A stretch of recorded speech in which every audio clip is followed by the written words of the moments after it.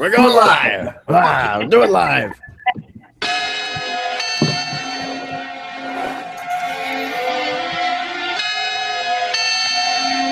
I gave you fair warning, beware. Let it settle in a little bit. I gave you fair warning, beware. There it is. There it is. Let me turn my microphone up a little bit. Well, ladies and gentlemen, welcome to the latest edition of the War Report, brought to you by the one and only TagMeADate.com, the first and only, still the best there is, the best there was, the best there ever will be, dating site just for professional wrestling fans, sports entertainment fans, lucha libre fans, whatever you want to call it. Tag Me Date's got you covered. You can find your tag team partner on our roster of over 20,000 superstars and divas, so check it out, TagMeADate.com. It is a beautiful Tuesday, 7 p.m. on the East Coast, and we have with us the reason we have Big Pun playing. We have, remember how the Giant was Andre the Giant's son? Well, I figured it out. This next superstar we're going to introduce is the long-lost son of Big Pun. So, ladies and gentlemen, the newest superstar for LAW and the newest superstar of our Tag Me a Date family, the first ever Tag Me a Date member from our founding team that has made it into the squared circle to wrestle a match. I've never wrestled a match, thank God. And as far as I know, you guys haven't either. I know there are a couple managers in here, but only one wrestler, Mr. Barrio Rikers. How are you, sir? I'm doing well, man. Doing well. It's good to be back, man. I miss you guys. It's been a crazy few months, but, you know, like I said, there's no place like home, so this is it. This is where it all started, so. This motherfucker disappears. This motherfucker disappears for like 6 months, and now he's got his in-ring wrestling debut for LAW this weekend. Yeah. In Harlem. Yep. My dude. Yeah. Listen, in the ring. This is amazing, bro. This is beyond anything that I could have ever even imagined. Like, I never thought I would be a wrestler. I never thought I would be involved in the wrestling industry until, you know, maybe 2 years ago when I started to really look at, you know, trying to get a job and all that kind of stuff. But never did I think in my wildest dreams I'd get in the ring. So this is definitely a fun time, and I'm going to soak up every second of it.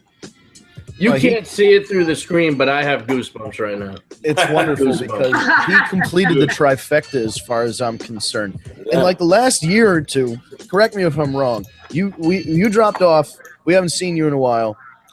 But last time we saw you, when you dropped off, you came back, you have a child, you have a degree, and you're going to be wrestling. So you're making a wrestling debut. These are like, the list of Barrio. You're just checking them off one by one. These are very big things, happening for you, not just professionally in wrestling, but like in your life, man. That's awesome. A lot of good.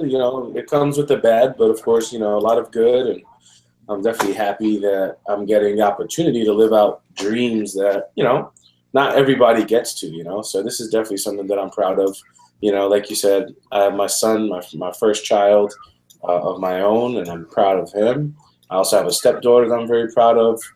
I got my degree, my second degree. I got my master's degree. So, a lot of things happened in this past year and a half that have been, very, very influential in how my life is going to go forward. So hopefully, this year is the start of something that might be, something that could launch me, hopefully somewhere else. But I got to get my first match out of the way. And if you didn't already know, it's this Saturday, May 20th, on 123rd Street and 3rd Avenue in Spanish Harlem, a.k.a. the Barrio.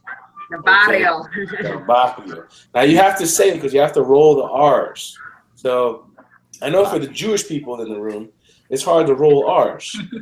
But Puerto Rican like me. Barrio. So you got to get it from me. But I understand if you can't. So Barrio Rikers is just fine, my brother. And make sure you guys come out for the start. Maven, who's a friend of the show, friend of mine, for Barrio's in-ring debut, will be in the house to show some support. And he's going to be at the Take Me a Date table. He's going to be doing autographs, doing pictures, small fee. But you get to meet the first ever Tough Enough champion. And we will also have the honor and privilege of having Barrio Rikers at the table as well, doing some autographs and pictures. And I believe there may be the debut shirt to go along with the debut as well. And those will be on sale. So you gotta come out and check it out. This is huge. I mean, you know, me and Heck go back a long ways, and this is special, man. I took the whole fucking day off to make sure that I am there live and in color. It's gonna be awesome, and I'm sure your career is gonna go off with a bang. Hope so, man. And we're proud of you, bro. We really are. Appreciate it. And welcome back. It's great to have you back on the fucking show. I'm here. To argue with a little bit. Listen, man, I love being here. It's not a matter of me not wanting to be here. It's like we said before, a lot of things kind of get in the way, and we all know what that is. But Life. we gotta just appreciate the moments that we do have. So That's right. That's what I'm about, man.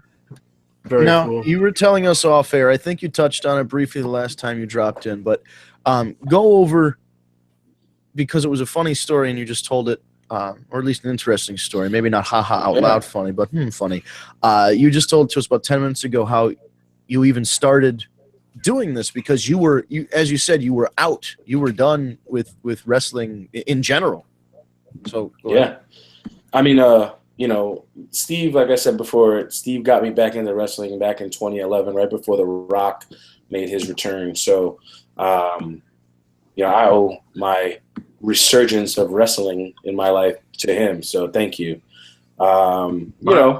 Huge fan, obviously, because of Steve. We watched the matches together at his house, whatever.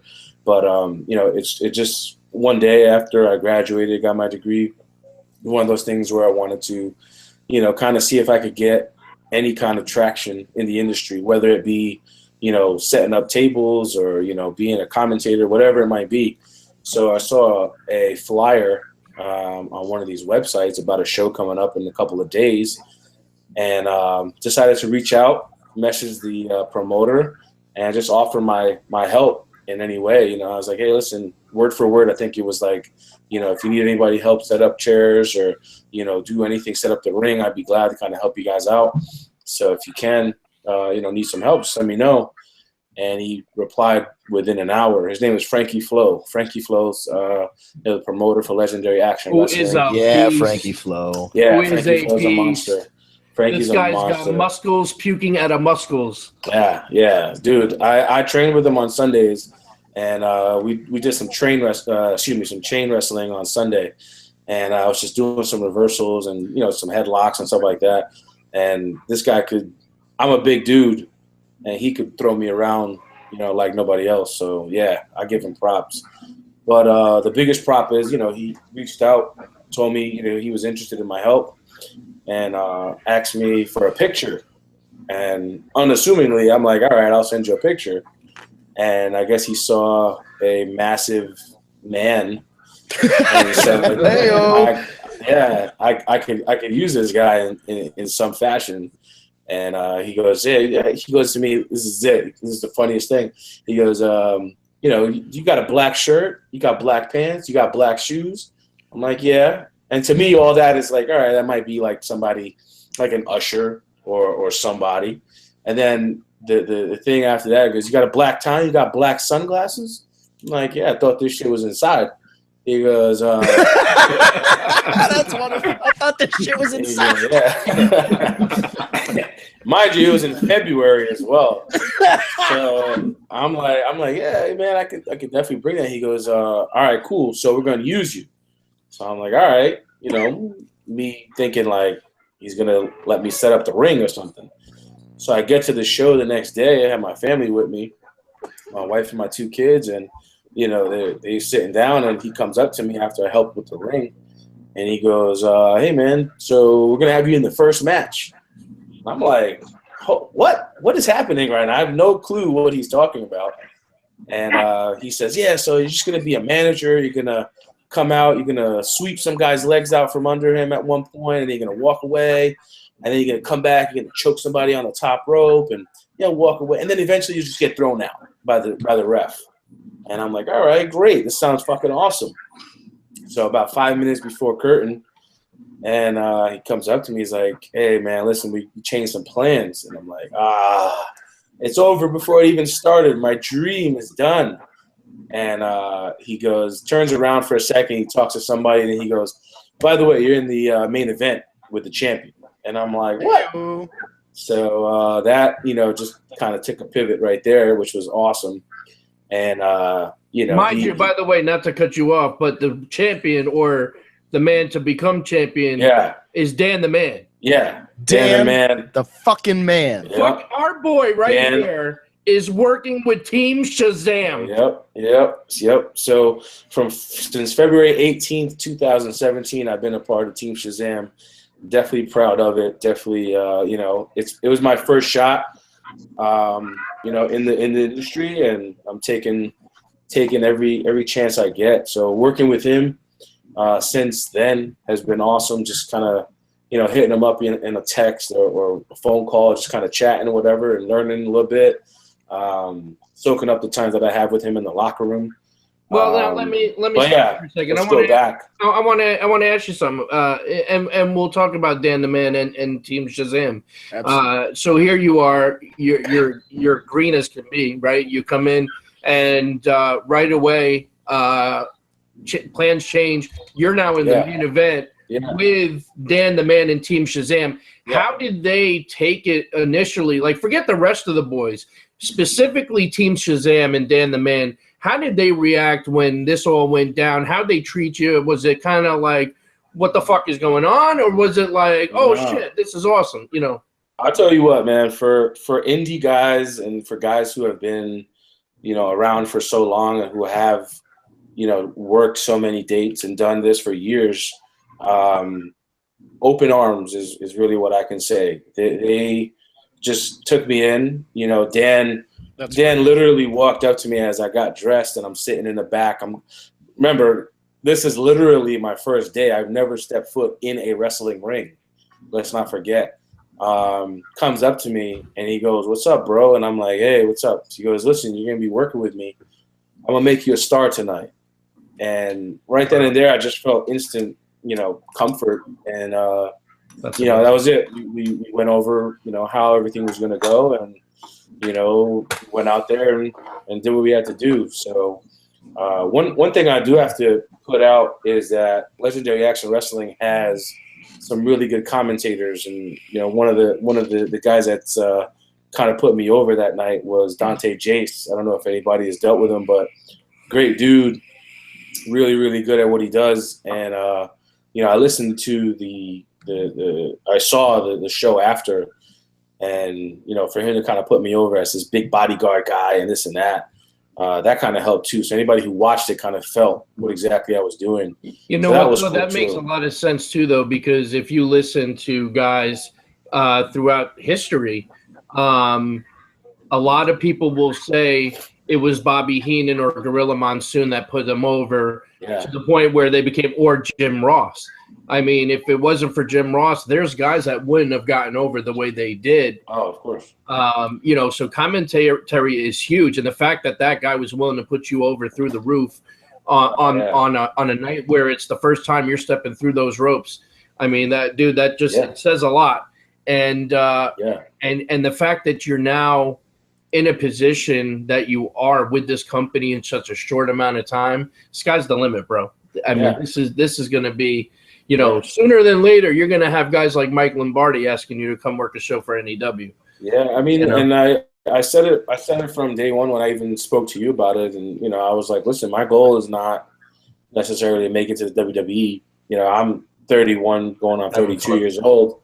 I just want to have some fun, and hey, if one day, one of these promotions, whether it's NEW or, wherever, hits me up, great. You know what I'm saying? I could have some fun some elsewhere, but, I just want to learn. I want to learn the business. I want to learn, everything that I have to do in terms of technical stuff as we go along, and just put on the best match I can and have fun with it. Well, I'll tell you that's this. what I'm there for. Awesome. It's not going to be this Sunday, but I think a week from this Sunday, I'm going to take the ride up to the Bronx, and you and I are going to run the ropes a little bit. Dude, that would be it. We're gonna get my my ring rust out. I want to hit those ropes. It's been a long time. Come on, bro. Oh yeah, it's gonna be a good time. Who knows? Maybe one day, a heel Barrio Rikers and a heel Stock Market Steve Livingston is the mouthpiece of him in Northeast Wrestling. Steve Livingston. SSL Productions, wonderful. Baby. It's gonna be beautiful. Can I tell you a few observations from the story you've been telling us? All right. First of all, I want to say, as a compliment to you, and as a something that if you're trying to get into the wrestling business and you're listening to this, take it with you. He had the proactive nature within him to contact a promoter and have a conversation with them in a way that wasn't he didn't treat them like a mark. He was very respectful. He went about it the right way. He said, he didn't say I want to wrestle. He didn't say I want to, be in the championship match. He didn't say any of that stuff. He just said, I want to set up chairs. I want to help. And that's the way you got to do it. Now, most people have to set up chairs for a year or two before any of this shit happens. So, they say you can't teach size, and you can't teach size, but you can teach all the other stuff, especially to an athlete. Now, that's something that we haven't really touched on yet. So, first of all, kudos to you for that. And second of all, thanks, man. My friend, Dan the Man, and his team Shazam that he's created over these past few years. First of all, as a compliment to him, to back up a bit, I had a story with Cedric Alexander. Me and him used to joke that Cedric Alexander was one of the top 5 black wrestlers in the world because there were only 5. Yeah. So, and this was like 2009, 2010. We're like, it's you, Kofi Kingston, Bobby Lashley, and like 2 other guys. Sugar Dunkerton and someone else. You know what I mean? It was like and the Human Tornado. That was it. There were 5 black guys in wrestling. So now I loved, and whether it was a fact of they weren't.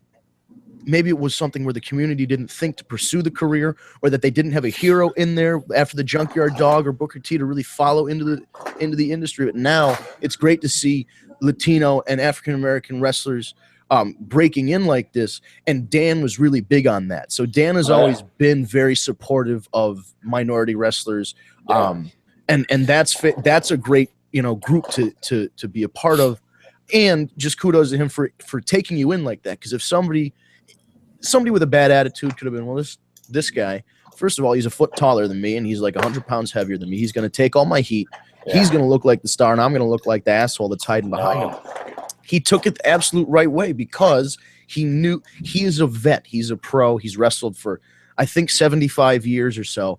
Dan the Man has 84 children, and he's been wrestling for 75 years. That's the legend I've heard. Dan is a superstar in every facet of life. He really is the man. So just for people who are in wrestling or interested in the inner workings of wrestling business, that is how you reach out to somebody, and that is how, if you are a professional wrestler, you should be treating somebody who's learning. He didn't talk down to you. He treated you respectful. This sounds like a beautiful, like a match, like a really good match.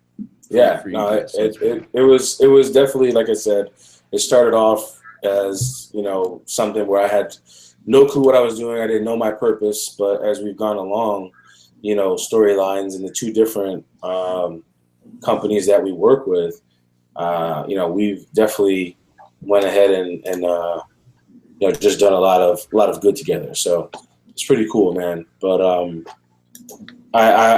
first thing I learned was shake everyone's hand. I don't care who they are, where they're from, what their position is in the company, whether they're a wrestler or not.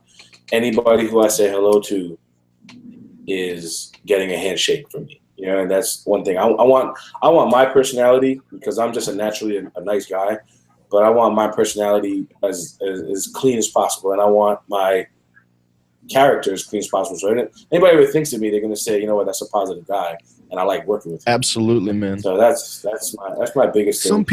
Some people shit on that handshake. I don't like that. Some people are like, oh, that's such a, it's an old thing. Whatever. I still follow that, and I know 99% of people do. But there's a group of people that just think it's like they do it like a sarcastic handshake. I don't like that. It's a tradition. Well, I'll tell you what, and I'm working with 2 great trainers right now.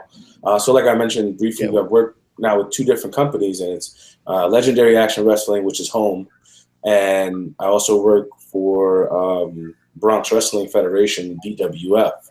Now, both companies are run by really, really great guys. Like I said, Legendary Action Wrestling is Frankie Flo. Really great dude, knows his stuff. Definitely somebody who's very approachable, handles his business, is a nice guy.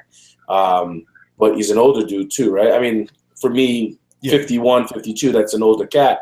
But Bronco International, I think he's 66.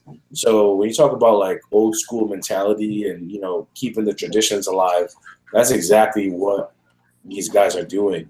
And to their credit, you bring up the minority stuff. I would say about 90%, 95% of the guys on these 2 different rosters are of minority descent. There's a few white guys sprinkled in, but it's one of those things where it's like it is a Latino wrestling just a little bit of salt on the caramel. That's okay. Just gotta it's one of those things, man. You can't have flavor if you don't have the white guy in the mix. So that's how I feel. If you have sazon, you need a little bit of salt to it. Yeah, that's it, man. That's where we're at. So, but no, like I said, those guys are really great, and Team Shazam is awesome. They welcomed me open arms, like I said, and from there on, it was just let's have fun. Do what we got to do. Right. Now I hate to sound like the commentator from WrestleMania 2, but how much does that guy weigh? No, I really want. I'm curious. I'm curious about your stats, height, weight, all that. And I know I've seen some pictures on social media.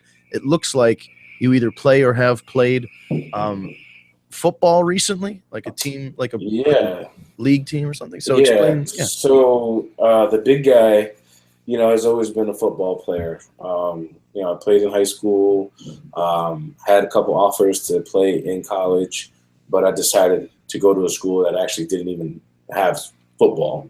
But I've always played like flag football, always been a big fan of that. And I hopped on with a flag football team about 4 years ago. And we actually travel all over the United States. I've done Texas, I've done Florida, Virginia, the Carolinas, Rhode Island. I mean, whatever. But, so it's a pretty competitive team that I'm on. I play with guys who played at Maryland, who played at West Virginia, guys who played East Carolina. I played with Ramones Taylor, who was the running back for the national championship Texas Longhorns in 2004, next to Vince Young. So that guy's on my team, so it's pretty competitive. That's awesome. Yeah, so it's like one of those things that has always been a passion. Football has always been a passion, and I've always played it. But once this wrestling thing came about, I told Steve, I picked him up. I'm like, yo, this wrestling shit is real when I'm hanging up my cleats. Wow. Right before the season. I couldn't believe it. Yeah. And, I said, screw it, man. If I'm going to do something, I'm going to do 100%. And I'm going to give it my all. If I fail, I fail. If not, hey, great. It's something new. But, for the most part, my wife was very supportive. She told me, go for it, give it a shot. And that's what I did. As far as stats, the big guy likes to say, he's a shade over 6 foot. But, I'm probably a shade under 6 foot. I'm about 5'11 and a half. I'm 5'12. Let's put it like that. There you go. You get those boots on though. You're 6 something. Yeah, with some boots on, I'm at least 6'1", so that's fine. Weight wise, I'm about 360 right now. But a solid 360. See, because what I'm thinking is I'm going to share my screen here. There are a couple guys One of them in particular I thought looked like you, so it could either be a tag team or a really interesting feud. But there's also just size-wise, these two gentlemen who I'm going to pull up on my screen are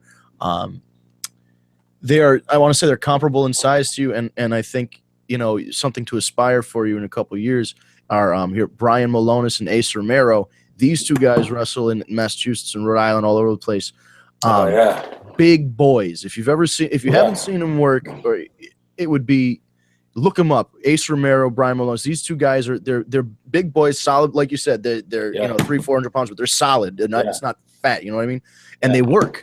They work their asses off. So you know, I'm glad that that you're here, and I want to, you know, hopefully if we see things, we can point you in the right direction. And I think, you know, if you want modern examples of a guy that's your size working, those guys are two big examples. And Keith Lee as well. Keith Lee is one of the best big guys in the sport right now. Yeah, I'm open. I'm a sponge, man. Like, I just want to learn the business.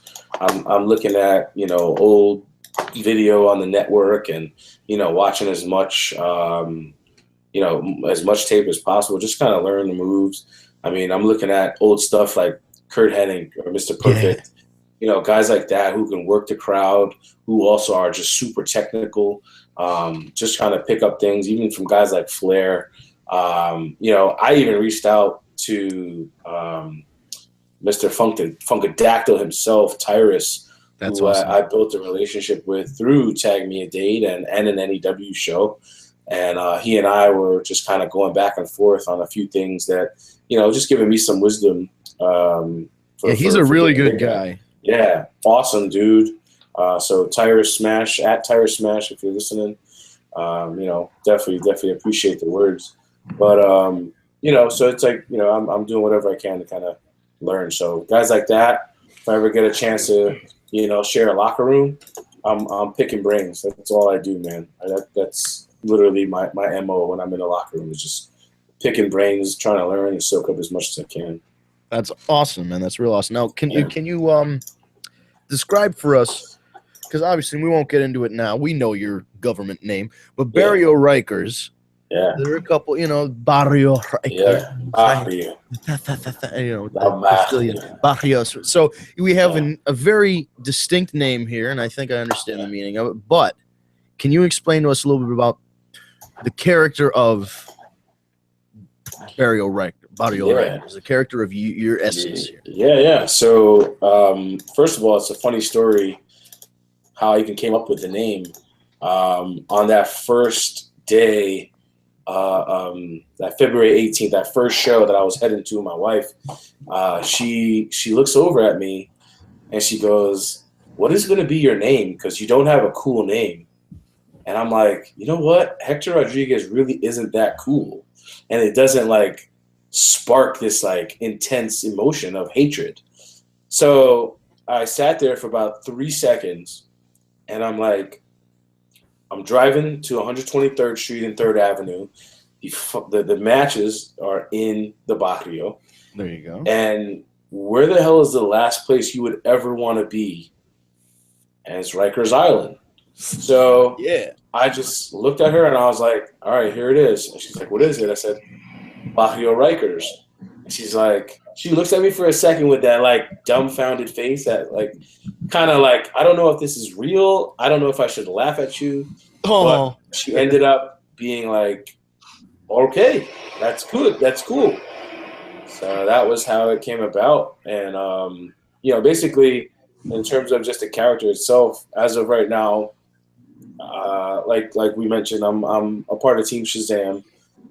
It just became one of those things that just naturally occurred, very, very organic. And I'm Dan the Man's personal bodyguard. So, you know, I go where he goes. I'm next to him at all times. If something happens in the ring and he needs my help, I'm right there to back him up. So we've done 5 shows together so far, me and Dan. This will be our 6th, I believe. And each time it gets a little bit more intense for me. You know, whether it be choke slamming a guy on the outside, bear hugging somebody, throw somebody into the post. Well, there has been everything. There has been a nice progression through each show. You know, it's like the first show you were kind of just there looking mean, which was enough in itself. And then the next time you did an Irish whip, and then that led to the next time where you did the bear hug. And it's like each show you've had more and more to do. And now it culminates to the fact that you're going to have your first match, you know, where now the light's on you the whole time.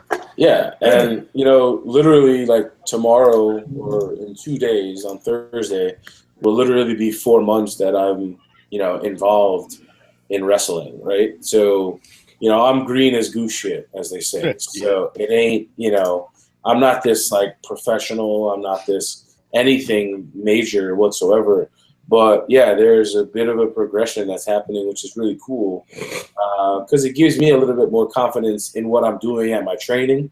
And then I can put some of that stuff into action on the outside. But now, you know, Saturday is that, you know, culmination where we close that, you know, first chapter or first, you know, that's the foreword, right, of my book. So now we'll enter the first chapter of these matches. So that'd be great, man. But yeah, I love the progression. I love how things are going. Like I said, I work with really, really good trainers, and, you know, I'm proud to, you know, hit the ropes with those guys and learn and soak up what they have. So good times. And that's the thing. You gotta stick to it. And I've found that, you know, like other things in life and other professions and other skills that you want to do, you're either all in or you're all out. I know you have to maintain a family life and an income and all that other stuff, but once you make the time for wrestling, you can't be a weekend guy.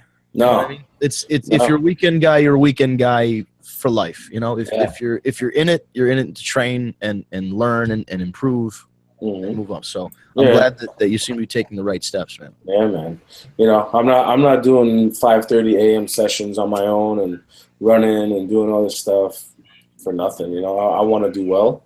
You know, I got 30 people coming on Saturday, and if I look like shit, they won't come back. So you know, I gotta do whatever I can. You know, for myself.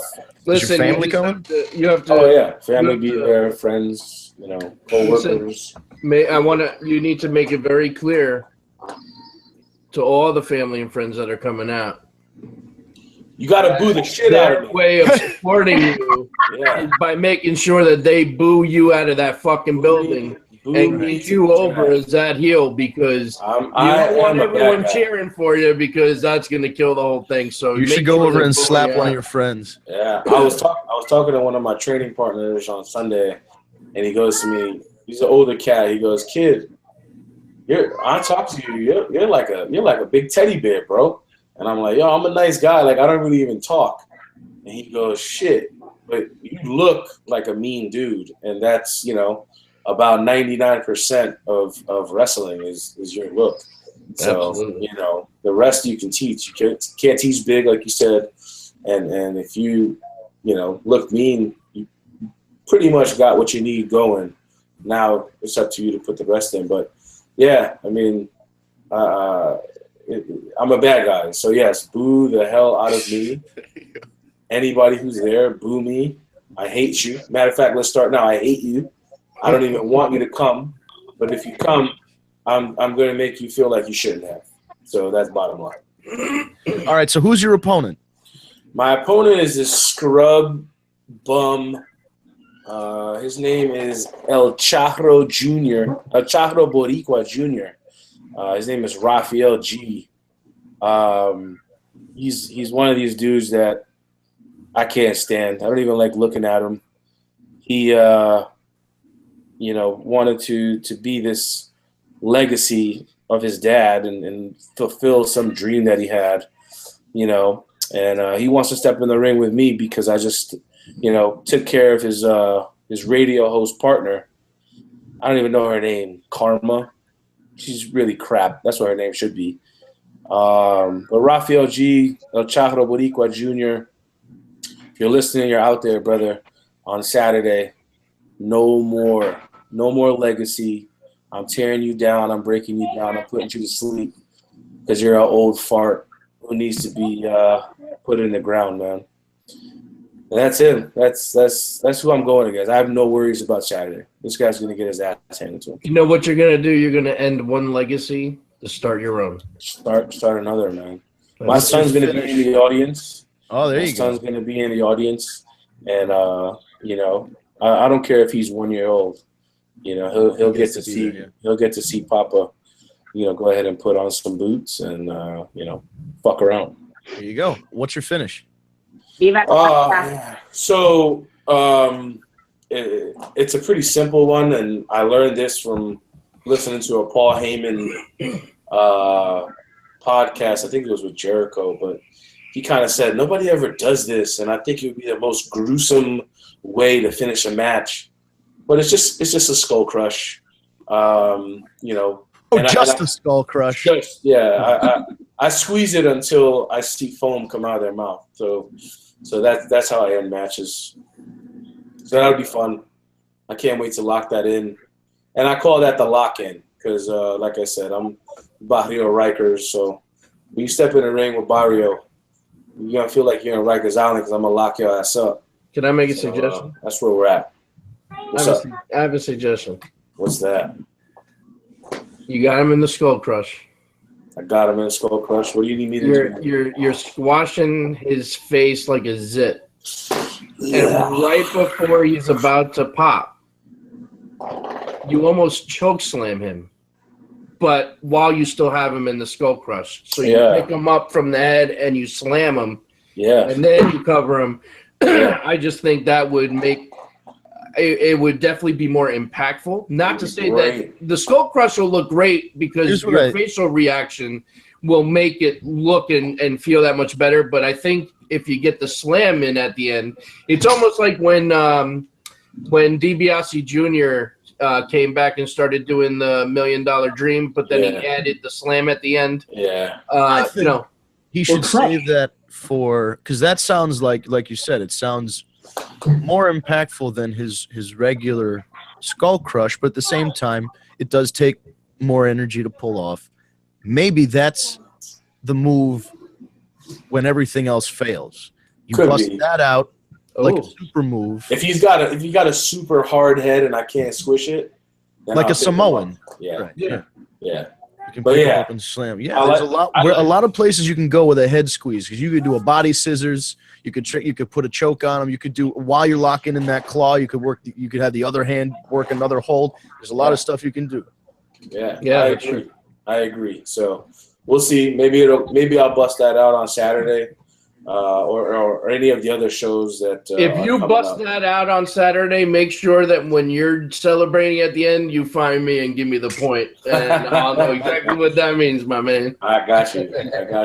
I like the lock in. That is a good lock in. That's fantastic. Yeah, man. That's what we're doing, bro. So. Well, it makes sense. Locked in. Yeah, absolutely. No, that's wonderful. Yeah. So that's the finish. That's what I'm working on, and I think it'll be effective. So, are you looking to get a tap out, or you just want the referee to call it off? I want anything. If he's stupid enough to wait and get a ref to get in there, then that's his fault. There you go. Perfect. So once again, one more time, in case you're coming in the middle, give us the details. Date, time, all the good stuff, and then one more for your opponent, to type up your match. So again, man, this coming Saturday, May 20th, it's at Taino Towers in East Harlem, New York. It's two big old buildings in the hood, but we're going to be in the Crystal Room downstairs. Doors open at 4:30, and the bell time is 5 p.m. I did get word that I am on second with this chump, Raphael G. So I would assume I might be in the ring a little bit before 5:30. So if you're going to come out 240 East 123rd Street, right again, like I said, in East Harlem in the Barrio, and, definitely show some support. Pick up some of the official Barrio Rikers merchandise. Of course, anything with Tag Me a Date on it, purchase that. Those guys are phenomenal. And I can't even say those guys because I am one of them. So we are going to have a really great night, everybody that's in attendance, and, of course, my crew included. Nice. Raphael G, there's no words for you, man. You messed with Team Shazam. You took out the tag champions in a non-sanctioned match, and now you want to step to me. There's no chance in hell that you're walking out of there with any sense of dignity whatsoever. So, come prepared to lose everything you have. I wouldn't get in the ring with you. Right? No, that sounds like a bad day. Match before 5:30, drinks at 5:45, man. Fuck. Yeah. He's ready he's going to celebrate after putting this guy in the ground. Yeah, He's going to make Charo feel the Gucci. I was sitting on that one for a half an hour and nobody. All right, so we got about 20 minutes left. Why don't we so a female ref is coming to WWE. That's great. I think that's fucking awesome. It's about time. But now it's weird that they haven't had, like, I know sometimes they have the girls do the special divas, guest referee. special guests, and maybe they've had like one. Has there been a time in like TNA or WWE where like one wrestler girl was designated as the one female wrestler was the referee, but she was always like a wrestler, and then she became like the enforcer referee for the division for a little while? I feel like that's kind of been a story, but there's never, like you said, there's been a female ring announcer. There's been female everything else in the business for WWE and TNA. Never been a female referee. So now does she only ref the women matches? Interesting question. If she does wrestle the men's matches, does she get bumped like the regular referees?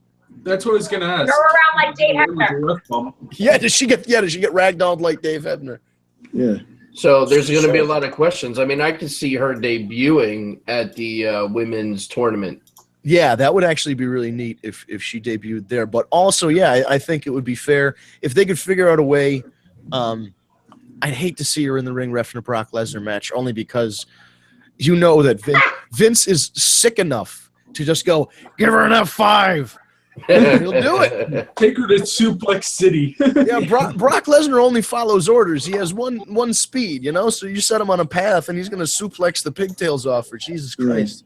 And Can you imagine if that was if that Yeah, cat's cutting out again. Yeah.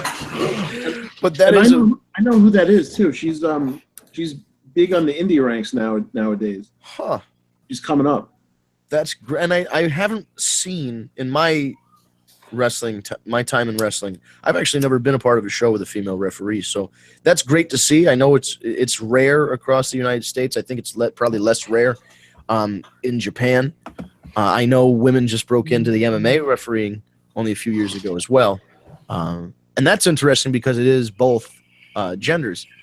They're refereeing both male and female matches and breaking up the male fighters when they come to a skirmish. So I guess if WWE is going to emulate the UFC, they'll have female referees mixed in with the men's matches, which will be interesting because it's different than the UFC. Whereas women officials in the UFC could accidentally get hit, but the women WWE officials would accidentally, intentionally being hit. You know what I mean? It's a kind of a different spin to it. I like that terminology, accidentally, intentionally get hit. Things happen and you got to react. So, but this is a big step for them. Maybe it'll be more, like you said, women's tournament. Maybe there'll be another one. They'll sign another one and have two women because one female referee. Let's use that term. One female referee could not referee 16 matches in a row. One person couldn't referee like 16 matches in a row. So maybe it'd be cool if they like alternated. They had 2 or 3 women who could like platoon that tournament. It depends how they split up the matches with the taping. That's true. If they did different tapings, she could definitely do it if they were different days. But I think in a row, like that Cruiserweight Classic, when they did a bunch of those in a row, one referee would have died. Oh man. This is fantastic for women too in wrestling too, and then they got JR commentating for it too. Oh, that's the women's huge. The gravitas that his voice provides and the way he calls matches will really make people take it seriously in a way that like Morrow was doing. People Smackdown. will tune in just to hear JR again. Oh, absolutely, and we were talking about this earlier, and the announcers can really get the talent over, especially if they're unknown talent. You're talking about women who are coming from around the world, Io Shirai and a few others from Japan, and then other women from independent wrestling internationally and locally. You might be regionally, you could be known on the East Coast, all from maybe Florida to Maine, but nobody could know you in the Midwest or in California. You know what I mean? So it would be JR's calls and JR's introduction to this character that really gets people invested. And I think he does that better than most in history, and definitely better than their current lineup, considering they got rid of Morrow. Or he left. There's a weird way. Again, this is like that accidentally, intentionally thing. I don't know how to phrase the way Morrow left. I didn't like him anyway. I didn't like him anyway. There we go. You know, a lot of times you and I don't agree, but right here and now, we fucking agree. Yeah. I'm so sick and tired of hearing about Morrow. Fuck him. It's a show first. Fuck him. Good riddance to bad rubbish. I wasn't happy with him at all, so I'm glad he's gone. I didn't mind him. I didn't think he was that bad. I liked him a lot. I really liked him. I couldn't stand him. Passion. He brought passion, which Michael Cole does not. He was a nerd, but he was like a fun nerd, you know? He was our nerd. He was our nerd. Yeah. He wasn't my nerd. He's not the WWE. You know what I mean? He belongs in the following the Cruiserweight Classic and NXT and that kind of thing. Yeah, he's going to go back to Japan and all, and then MMA. He doesn't belong calling Raw and SmackDown. That I will agree with. I think he's calling boxing now, if I'm not mistaken. Did I see that? Yeah. Right? Boxing? Mm-hmm. He should go call golf. I think he has to do non-wrestling stuff until August. He should go call golf. You should. Call golf. He should. Mamma mia! He hit an eagle. In my eyes, he'd be a great commentator for watching paint dry. That's what Michael Cole does to me, or all the commentators except Corey Graves is awesome. Corey Graves is great. I'm a JBL fan. I love him. I love JBL too. I do like that they brought back JR for the Taker match. Yes, at Mania. So that was nice. Hey, so let me ask you guys this, and there's a lot of talk backstage on if they're going to follow through with what they're currently doing in this situation, and it's in regards to Charlotte Flair. A lot of people backstage are questioning her face turn and maybe should have her go back to heel. I take the position that I think she's gold, whether she's face or heel. I think she pulls it off either way. What do you guys think? I think she's a better heel. Yeah, there's not really. Listen, she's going to do great no matter what they have her do. She could walk out in a potato sack with a fruit on her head or some shit, and she would still get over because she can work her ass off, and she's really improved. And not that she wasn't good, but she has definitely stepped up in the last year or two in terms of promos. Yeah, the promos are really a fucking improvement. I think it's fine for now, but my general feeling is it's the same way when Ric Flair was a babyface. People loved Ric Flair because he was such a good worker and a good talker, and he engaged the people. So even though years and years of being a heel, eventually in the NWA and WCW, he just became a babyface because he was, part of the promotion, part of the lifeblood of it. And now she's seen as like the lifeblood of that division. So I can see how that would be like her North Carolina kind of deal, where no matter what Flair did, he could have, covered Ricky Steamboat in a shallow grave and left him in a cornfield in Iowa somewhere, and he would come back to Charlotte the next night and they'd love him. Everywhere else they'd boo him, but Charlotte they would love him. So I think there's something to be said about a Flair being a babyface for a little while, but let's be fair. Flairs are Flairs. Flairs are heels. They're always going to be. It won't be for long. And, exactly. It will not be for long. I'm along for the ride, man. Whatever Charlotte does. As long as it's not turning on Becky again, because that's becoming that's becoming the Ric Flair. Oh yes, the other way would be great. But I think the Ricky Steamboat getting turned on by Ric Flair or Sting getting turned on by Ric Flair thing, that's been done. We don't need Becky to constantly get, oh, I'm so surprised. Did somebody ambush me again? Oh no. Come on, man. Did someone stab me in the back? Yeah. Oh, I've been stabbed in the back again. I should have armor on my back. I don't know. That's a terrible Irish Should impression. have armor on me back. What if she came out in her gear, just had a big plate of metal on the back of, so they don't stab me in the back again? And they bring back Carlito. A turtle shell. Oh my God, we got off track. But no, I think Flair should traditionally be a heel. Keep her in that role. She's the best heel in the game. She's tall, blonde, good looking, and athletic. That means she's a heel. Like, people don't like her because she's fucking perfect. You know what I mean? Best heel in the game. And I think they're trying to put, Nia Jax in a position to be a monster heel as well. And I don't even see it. I like her. She looks like a baby face. I like Nia. I think she needs new gear. I've been on Team Nia for a while now in terms of new gear. She needs new gear. Alexa Bliss, by the way, since we're talking the women's wrestling. How great has she got? Holy shit, she just jumped. And you know what? And she's quick on her feet. Even yesterday during her promo where she was quickly allowed to spin it and be like, say what and you prove my point. And they all said what? And then she's like, see, little things like that, but it makes a difference. She looks great. She's really using that whole Harley Quinn look.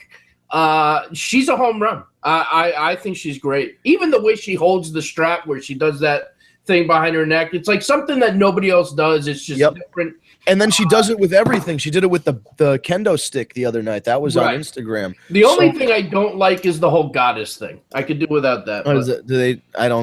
She considers herself the goddess of the WWE. Oh, when she's on the screen, I barely even hear sounds. You know what I mean? Goddamn. I usually fast forward. Through her. I think, and here's the thing, she's also got a good story, so I think eventually they're going to turn her babyface and she's going to make a lot of money as a big-time babyface. But as a heel, she's perfect. She's like the little cheerleader, like she's that cheerleader in high school that you fucking hated.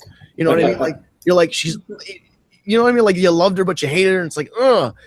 But she has that. But when you hear about her story and that she has like severe anxiety, and when she did her big heel thing on SmackDown for the first time, she had her anxiety, like she has it under control, but she had very, very high anxiety and trouble the first time she came out, because I understand you're going out and getting booed and you want that, but at the same time they're booing you, and that could hurt. So that's rough. And she stuck it out, and now she's definitely better than she was, and up there with, obviously we're going to say Charlotte's the top of the division right now. We'll see what happens if and when those two clash, because I think they're both only going to get better with time, and if you keep them on separate brands, eventually that feud is going to make money. What are they doing with Sasha right now? Oh God! Flounder. I mean, what the fuck? She's now losing to Alicia Fox. I mean, Alicia Fox. I don't understand. Like, who the hell she piss off? Like, what's going on? If Alicia Fox is pinning you, you know that you're in the doghouse. Right. Yeah. So, interesting thing, she's the last star on the opening. What are you talking about? Oh, on the Raw opening.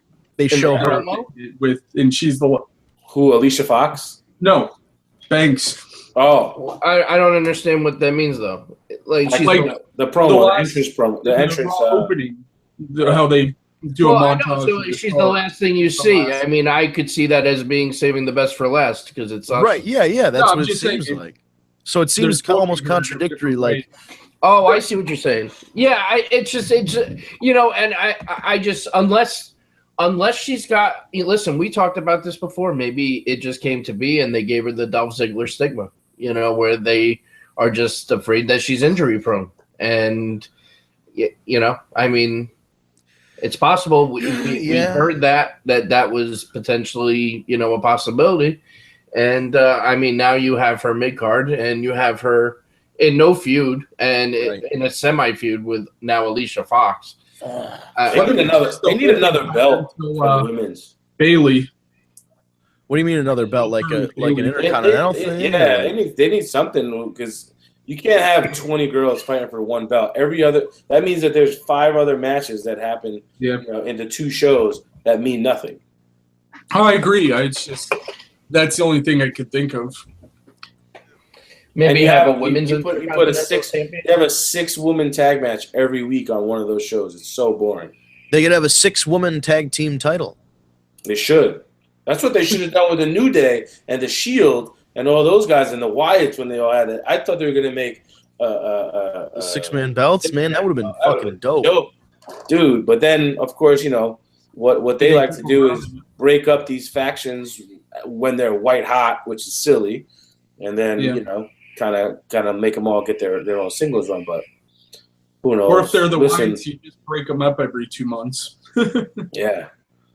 I feel bad for half of those guys. I mean, the only one that really is around is Braun and Bray. The other two are just mid or low cards at best. And what the fuck happened to Luke Harper? Because he was on such a roll and he was over and in the main picture and he was doing his thing, and now all of a sudden he's nowhere to be found. I know he was out injured, but he was an IC champion, like, you know, and then to get demoted to main event kind of sucks.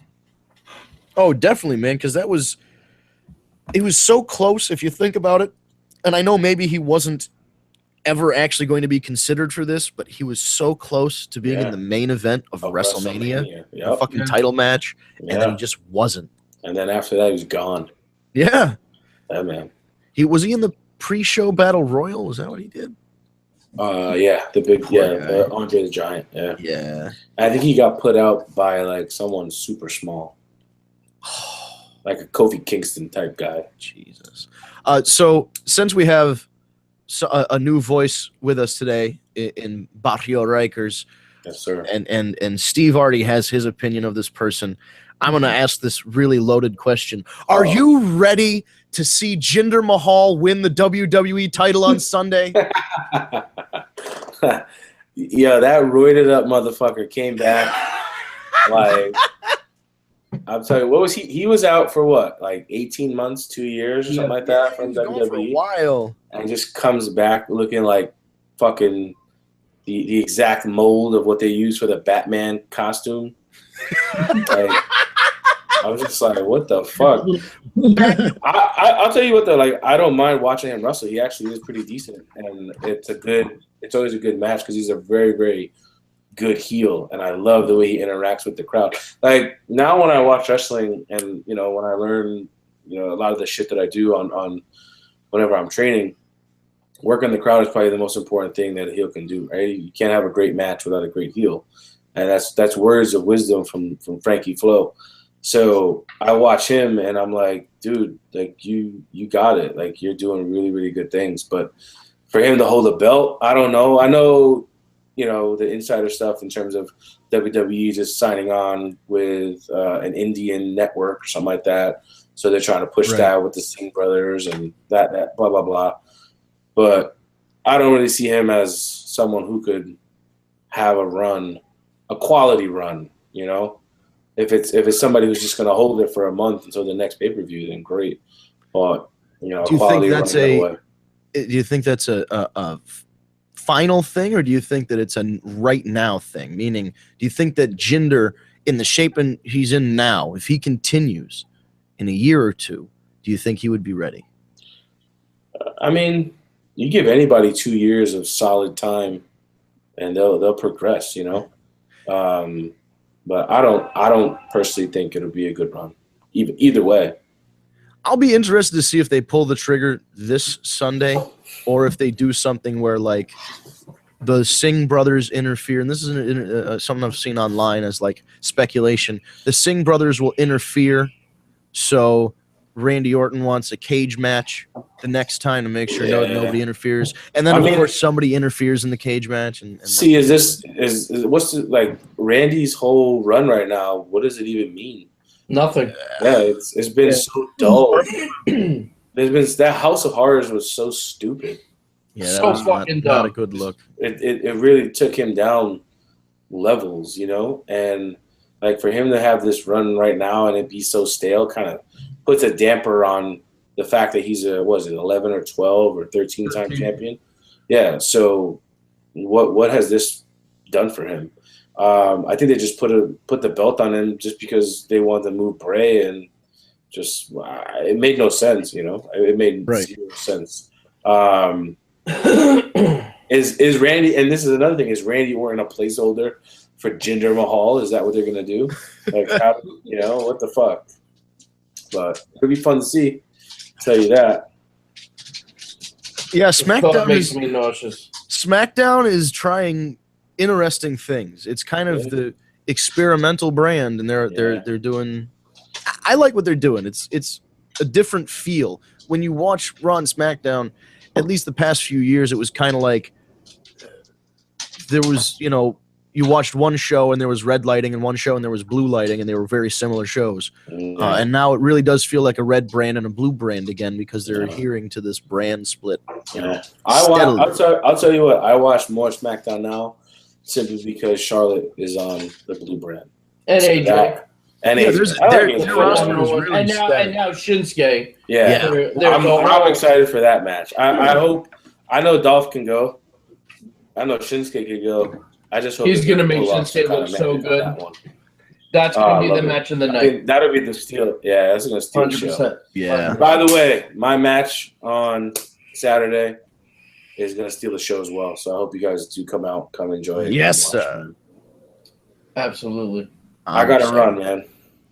All right, it is 8:00, so we want to thank you, Barrio Rikers. Yes, sir. The man, the myth, the legend, Big Pun Jr. making his wrestling debut Saturday, LAW.